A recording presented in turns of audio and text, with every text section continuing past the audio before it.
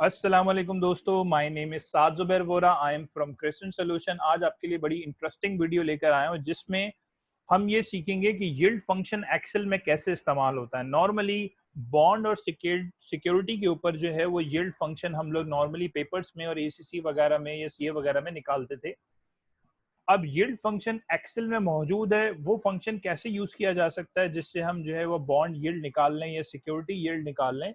अब नॉर्मली ये financial function में इन्वॉल्व होता है। The yield function is categorised under financial functions.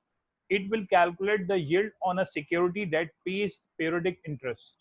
The function is generally used to calculate the bond yield. अच्छा, अब हमें ये क्लियर हो गया कि ये फाइनेंशियल फंक्शंस हैं और जो है नॉर्मली सिक्योरिटीज के ऊपर जो हम अप्लाई करते हैं। इसका फंक्शन किस तरह जो है उसमें क्या क्या चीज़ें होती हैं वो समझ लेते हैं कि उसके सिंटैक्स में क्या होता है, उसके फंक्शन आर्गुमेंट में क्या क्या चीज़ें होती हैं यील्ड के फंक्शन में। अब यील्ड के फंक्शन में सबसे पहले वो आपसे पूछेगा सेटलमेंट। अब जब वो फॉर्मूले में सेटलमेंट पूछेगा तो आपको पता होना चाहिए कि सेटलमेंट होता क्या है। सेटलमेंट सिक्योरिटी, जब जब वो सिक्योरिटी जो है मेच्योर होगी या जब ट्रेडेबल होगी तो वो सेटलमेंट डेट कहलाती है। इसमें हम यहाँ देख भी लेते हैं कि हमारे पास सेटलमेंट का मतलब है it is the settlement date of the security. It is a date after the security is traded. ठीक है, ये हमें क्लियर हो गया। इसके अलावा हमारे पास सेकंड चीज जो वो हमसे फॉर्मूले में पूछेगा वो है मेच्योरिटी। अब मेच्योरिटी, जो भी बॉन्ड की मेच्योरिटी है वो यहाँ पर जो है वो फॉर्मूला आपसे रिक्वायर्ड करेगा। It is the maturity date of the security. It is the date when the security expire. अब वो कुछ भी हो सकता है, 1 साल भी हो सकता है, और जो भी मेच्योरिटी टाइम आपका बॉन्ड का है वो कुछ भी हो सकता है। रेट आपका जो होगा वो एनुअल कोपन रेट होगा। It is the annual Köppen interest rate. ठीक है जी।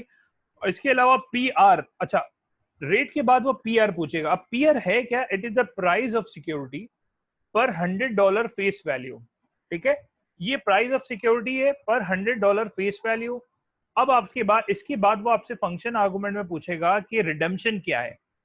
अब रिडेम्पशन में it is the redemption value पर 100 फेस वैल्यू। अब ये हम एग्जांपल भी प्रैक्टिकली करेंगे तो आप लोगों को आइडिया हो जाएगा। फ्रीक्वेंसी नॉर्मली मंथली होती है, क्वार्टरली होता है, ईयरली होता है। तो यहाँ पे क्या है, फ्रीक्वेंसी का मतलब it is the number of Köppen payments per year. ठीक है, मिसाल के तौर पे अगर एक ईयर में 4 क्वार्टर है तो वो क्वार्टरली आपको 4 शो करना पड़ेगा, वहां पे टाइप करना पड़ेगा। फ्रीक्वेंसी क्या होगी? 4 अगर क्वार्टरली है तो इट मस्ट बी इधर ऑफ द। ठीक है जी। बेसिस पीरियड आपसे वो it specifies the financial day count basis that is used by security. इसको हम जो है इग्नोर भी कर सकते हैं, ये ऑप्शनल आर्गुमेंट है। तो हम यहाँ पे इसकी प्रैक्टिकली इस एग्जांपल्स को देख लेते हैं कि ये एग्जांपल हमने कैसे जो ये यील्ड फंक्शन कैसे कैलकुलेट करना है। ठीक है जी। अब यहाँ पर हमारे पास यील्ड फंक्शन है, उसमें सारी चीजें हमारे पास मौजूद हैं। लाइक सेटलमेंट डेट है हमारे पास 1 जनवरी 2017। मेच्योरिटी डेट है हमारे पास 2 साल बाद, तकरीबन 30 जून 2019। ठीक है जी। रेट ऑफ इंटरेस्ट 10% है। प्राइस पर $100 फ्यूचर वैल्यू, जिसे हम कह रहे थे पी आर। इसका मतलब हो गया ये आपकी सेटलमेंट डेट हो गई, maturity date, rate of interest भी आ गया, ये आपका जो है वो पी आर कहलाएगा और ये आपकी रिडेम्पशन वैल्यू कहलाएगी। ठीक है, रिडेम्पशन वैल्यू इसमें लिखा हुआ भी है। ठीक है।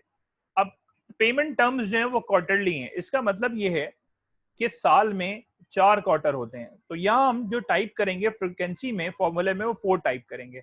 अब प्रैक्टिकली इसको करके देखते हैं और यील्ड फंक्शन यूज करके उसमें हम देखते हैं कि हमारे पास आंसर क्या आता है। पहले आपने यील्ड ओपन किया,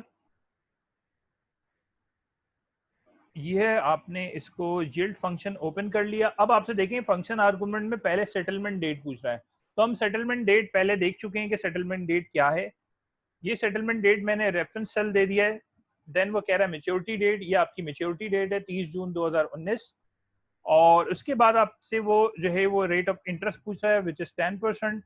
और उसके बाद पीआर पूछ रहा है। पीआर हमने क्या कहा था कि प्राइस वैल्यू पर $100 फ्यूचर वैल्यू, तो ये हमने ये प्राइस ले लिया, इसकी पीआर ले लिया। रिडेम्पशन जो है वो आपके पास दिया हुआ है $100। अच्छा, लास्ट में वो आपसे पूछ रहा है कि फ्रीक्वेंसी क्या है, क्या आपकी एनुअल फ्रीक्वेंसी है या सेमी एनुअल है या क्वार्टरली है। अगर क्वार्टरली है तो 4 टाइप करें, इसीलिए हमारी पेमेंट टर्म्स क्वार्टरली है तो हमें 4 टाइप करना पड़ेगा। और लास्ट वाला जो बेसिस है वो ऑप्शनल आर्गुमेंट है, इसको मैं क्लोज कर देता हूँ, ब्रैकेट क्लोज। तो मेरे पास 9.55 यील्ड की जो परसेंटेज है वो मेरे पास बॉन्ड में वो ये परसेंटेज आ रही है। नॉर्मली जो आप लोग निकालते हैं वो पेपर्स वगैरह पे निकालते हैं या फिर बहुत टाइम कंज्यूमिंग एक्टिविटी है, मगर एक्सेल के अंदर ये फंक्शन मौजूद है, फाइनेंशियल फंक्शन मौजूद है और यील्ड आप किसी भी बॉन्ड या सिक्योरिटी के ऊपर आराम से यील्ड फंक्शन बहुत इजीली निकाल सकते हैं।